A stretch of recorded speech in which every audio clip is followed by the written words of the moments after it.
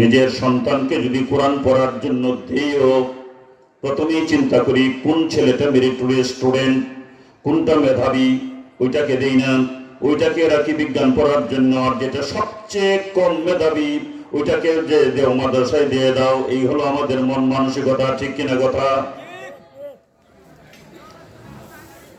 একটা মানুষ ডাক্তার হওয়ার জন্য তার যে পরিমাণ মেধার দরকার, একটা মানুষ বিজ্ঞানী হওয়ার জন্য তার যে পরিমাণ মেধার দরকার, একটা মানুষ সায়েন্টিস্ট হওয়ার জন্য তার যে পরিমাণ মেধার দরকার, কোরআনটা হুবহু কামা হুক্কুহু যেভাবে বোঝা দরকার, যেভাবে এটাকে ওই গবেষণা করা দরকার, এইভাবে গবেষণা করলে এর থেকে, ডাক্তারের থেকে আরো 10 গুণ বেশি মেধার দরকার। ওই মেধাবী ছেলে মেয়েদেরকে আমরা কোরআন পড়ার জন্য দিই না বিদায়। এই কোরআন থেকে তথ্য বের করে আজকে জাতিকে দিতে পারতেছে না। সারা বাংলাদেশ নয়, সারা পৃথিবীতে মুসলমান আজকে নির্যাতিত।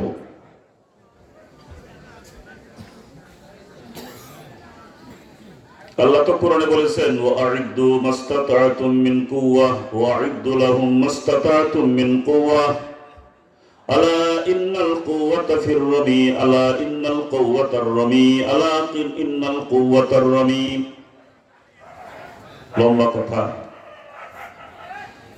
তোমরা প্রস্তুত থাকো, এবং ক্ষেপণাস্ত্র যেটা এখান থেকে মারলে আমেরিকা গিয়ে পড়বে, এখান থেকে মারলে ইউরোপ গিয়ে পড়বে, এখান থেকে মারলে আফ্রিকা গিয়ে পড়বে। রাসূল বলেছেন ইন্নাল কুওয়াতা ফির রামি। এটা আবিষ্কার করো তোমরা, যে শক্তি হলো এই ক্ষেপণাস্ত্রের মধ্যে। আজকে যদি বাংলাদেশের মুসলমানদের হাতে এই ক্ষেপণাস্ত্র থাকতো যেগুলি ও মুসলিমদের কাছে আছে, তাহলে মুসলমানদের দিকে চোখ তুলে তাকাতে কোনো মুসলিমরা সাহস পেত না, ঠিক কিনা কথা? এটা তো কোরআনের গবেষণার রেজাল্ট। আর আমরা কোরআনের গবেষণা না করে ওরা ওখান থেকে গবেষণা করতে করতে এরা অনেক উপরে চলে গেছে, আর আমরা নিচেই রয়ে গেছি। স্পেন জয় করেছিল মুসলমানরা, কোরআনের শাসন প্রতিষ্ঠা করেছিল। এখন আমরা মনে করি যে কোরআন আসছে কেউ মারা গেলে 7 দিনের খতম পড়ার জন্য, কেউ মারা গেলে 40 খতম পড়ার জন্য, কাউকে যদি জিনে ধরে তাহলে জিন ছাড়ানোর জন্য। আমরা মনে করি কোরআন কিন্তু এটার জন্য আসছে না, কোরআন এটার জন্য আসে নাই। কোরআন এসেছে তুমি কোরআন তিলাওয়াত করো, কোরআন মুখস্থ করো, কোরআনের অর্থ বুঝো, কোরআনের তাফসীর বুঝো, কোরআন নিয়ে গবেষণা করে তারপরে জাতিকে তুমি কিছু দাও। জিন ছাড়ানোর জন্য কোরআন আসে নাই, খতম করার জন্য কোরআন আসে নাই। তবে হ্যাঁ, কোরআন তিলাওয়াত করলে, কারোর জন্য দোয়া করলে আল্লাহ সওয়াব দিবেন, কিন্তু উদ্দেশ্য এটা না। উদ্দেশ্য হলো কোরআনকে সমাজের প্রত্যেকটা বিধানের মধ্যে কার্যকরী করা। আপনার পারিবারিক জীবনে কোরআন প্রতিষ্ঠা হবে, সামাজিক জীবনে কোরআন প্রতিষ্ঠা হবে, রাজনৈতিক জীবনে কোরআন প্রতিষ্ঠা হবে। কোরআনের কনস্টিটিউশন কাজে লাগবে, এই জন্য কোরআন আসছে।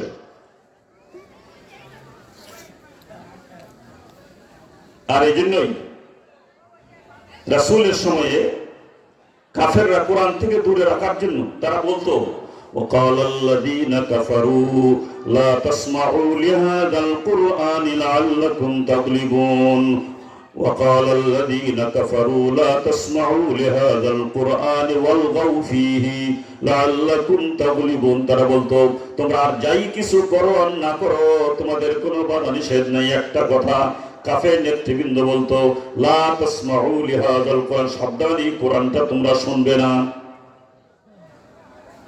কোরআন যেন তোমাদের ভিতরে প্রবেশ না করে কোরআন তোমরা শুনবে না। কোরআনকে ভয় পেত যে কোরআন শুনলেই তো ওই লোকটা মুহাম্মদের অনুসারী হয়ে যাবে, তাই কোরআন তোমরা শোনো না, নিজে তো শুনবেই না। ওয়ালগাউ ফীহি, তোমরা হট্টগোল করবে, হযবরলোক বা বিভিন্ন কথা বলবে যেন অন্যও যেন কোরআন শুনতে না পায়, বাধার সৃষ্টি করবে। ওয়ালগাউ ফীহি, নিজেও যদি না শোনো, অন্যকেও যদি শুনতে না দেও, লাআল্লাকুম তাগলিবুন, তাহলে নিশ্চয় তোমরাই বিজয়ী হবে। কোরআনকে ভয় পেত। যে উদ্দেশ্যে আল্লাহ কোরআন দিয়েছিলেন সেই উদ্দেশ্য থেকে আমরা বিচ্যুত হয়ে গিয়েছি। এই যে উলামায়ে কেরাম এই বছর আপনারা দেখতেছেন কিছু কিছু উলামা, এটা দুর্ভাগ্য উলামায়ে কেরামের, যে সব উলামায়ে কেরাম এক হতে পারতেছে না। যদি এক হয়, সারা দেশের উলামায়ে কেরাম যদি এক হয়, যদি সম্ভব হয়, সামনে পরীক্ষা আসতেছে, কোরআনের পক্ষে থাকবেন না বিপক্ষে থাকবেন? পরীক্ষা আসলে কোন পক্ষে থাকবেন? কোরআনের পক্ষে কারা কারা থাকবেন? আল্লাহ কবুল করুন। মিয়া, এই যে পরীক্ষা আসতেছে, আপনি যে কোরআনের পক্ষ অবলম্বন করেন, যদি সে বিজয়ী নাও হয়, আপনার বিজয়, কারণ আপনি তো সত্যের পক্ষে রায় দিয়েছেন। সে যদি বিজয়ী হতে নাও পারে, আপনার যা পাওয়ার তো আপনি পেয়ে গেলেন। আর যদি কোরআনের বিপক্ষে যদি আপনার রায়টা যদি যায় কোরআনের বিপক্ষে আর কোরআনের বিপক্ষে রায় গিয়ে রায় নিয়ে যদি সে শরীয়তের বিরুদ্ধে কোনো কাজ করে, ইসলামের বিরুদ্ধে কোনো কাজ করে, উলামায়ে কেরামের বিরুদ্ধে যদি কোনো কাজ করে, তাহলে তার দায় দায়িত্ব কিছুটা আপনার উপরেও আসবে। আপনি তো সমর্থন করেছেন, ঠিক না বেঠিক? সামনে পরীক্ষা আসতেছে, কোরআনের পক্ষে থাকতে হবে।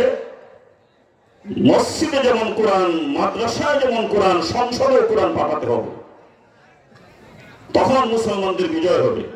এটাই বলা হয়েছে, ইন্নাল্লাহা ইয়ারফাউ বিহাযাল কিতাবি আকওয়ামান ওয়া ইয়াযউ বিহি আখারিন। এই কোরআন দিয়ে জাতি উন্নতি হয়েছে, কোরআন দিয়ে জাতি একবারে নিচে নেমে গিয়েছে। নিজের সবচেয়ে মেধাবী ছেলেটাকে মাদ্রাসায় দিতে হবে কোরআন পড়ার জন্য, তাহলে আপনি ঠকবেন না, উপকৃত হবেন। মেধাবী ছেলে মেয়েদেরকে যদি মাদ্রাসায় দেন কোরআন পড়ার জন্য, যে এটা সবচেয়ে মেধাবী, মেধা দিয়েছেন তো আল্লাহই, যে আল্লাহ মেধা দিয়েছেন, আল্লাহর কিতাব পড়ার জন্য তাকে উৎসর্গ করলাম। যদি পারেন, যখন মুসলমান সমাজ যখন এটা পারবে, বাংলাদেশে না সারা পৃথিবীতে যখন মুসলমান সমাজ এটা পারবে, তখনই মুসলমান সমাজ তার কাঙ্ক্ষিত উন্নতির লক্ষ্যে, চরম উন্নতির লক্ষ্যে পৌঁছতে সক্ষম হবে। সারা পৃথিবীতে মুসলমানদের জগপতন, তার একটা বড় কারণ এটা, একটা বড় কারণ এটা যে মুসলমানদের মেধাবী মুখ মাদ্রাসায় আসতেছে না, কোরআনের দিকে আসতেছে না। অথচ রাসূল বলেছেন, এই আকাশের নিচে আর জমিনের উপরে, আকাশের নিচে আর জমিনের উপরে, খায়রুকুম মান তাআল্লামাল কুরআনা ওয়া আল্লামাহু, সেই ব্যক্তিটাই সর্বোত্তম। সরাসরি রাসূল বলেছেন, কোন আলেম ওলামার কথা না। সেই ব্যক্তিটাই সর্বোত্তম আকাশের নিচে আর জমিনের উপরে, যে কোরআনের শিক্ষার্থী আর যে কোরআনের শিক্ষক। কোরআনের শিক্ষার্থী বলতে আলিফ বা তা সা শুধু এটা না, যারা আলিফ বা তা সা পড়ে তারা কোরআনের শিক্ষার্থী, যারা কোরআনের নাজরা পড়ে তারা কোরআনের শিক্ষার্থী, যারা কোরআন হেফজ করে তারা কোরআনের শিক্ষার্থী, যারা কোরআনের অর্থ পড়ে তারা কোরআনের শিক্ষার্থী, যারা কোরআনের তাফসীর পড়ে তারা কোরআনের শিক্ষার্থী, যারা কোরআন নিয়ে গবেষণা করে তাকে মাসালা বের করে তারা কোরআনের শিক্ষার্থী, যারা কোরআন নিয়ে গবেষণা করে তারা হলো কোরআনের শিক্ষার্থী। তারাই হলো পৃথিবীর মধ্যে সবচেয়ে ভালো মানুষ, এটা আল্লাহ রাসূল বলেছেন। এই কোরআনের শিক্ষা জাতি রন্ধ্রে রন্ধ্রে যখন পৌঁছবে, তখন সমস্ত জঞ্জাল, সমস্ত বেদাত সবগুলি দূরীভূত হয়ে যাবে। আমাদের দেশে কত বেদাত যে আছে কোরআন না জানার কারণে। ওই যে আমি যে প্রসঙ্গ বলতেছিলাম, যে একটা মানুষ মারা গেল লোকটা, কোরআন পড়া বন্ধ করে দিলেন, তখন কি হয় আমাদের দেশে? যদি কোনো মহিলা মারা যায়, কোন নামি দামি ব্যক্তির বিবি অথবা নামি দামি ব্যক্তির মা যদি হয়, গ্রামের সব নামি দামি মানুষ পর্যন্ত আসে, অমুকের মা মারা গেছে, একটু দেখে আসি। যায় না যায় আছে তো নাকি? ও মিয়া, ভালো করে মনে রাখবেন, কোন মহিলা যদি মারা যায়, ওই মহিলাকে জীবিত অবস্থায় যাদের জন্য দেখা যায় ছিল, মৃত্যুর পরেও শুধু তারাই দেখবে, বাকি কারোর জন্য ওই মহিলাকে দেখা যায় নাই। আমাদের দেশে কাতার শুরু হয়ে যায়, একজনের পর একজন, এই খুলো মুখটা একটু দেখি।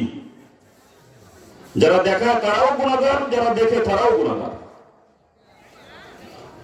কোন পুরুষ যদি মারা যায় আর সেই পুরুষ ব্যক্তিটা যদি কোনো নামি দামি মানুষ হয়, গ্রামের সব মহিলারা আসে ওই পুরুষটাকে, অমুকের বাবা মারা গেছে, চলো একটু দেখে আসি, মুখ খুলে তুইছে, আর মহিলারা দলে দলে আসে দেখে দেখে যাইতেছে। এই কাজটাই তো হয়।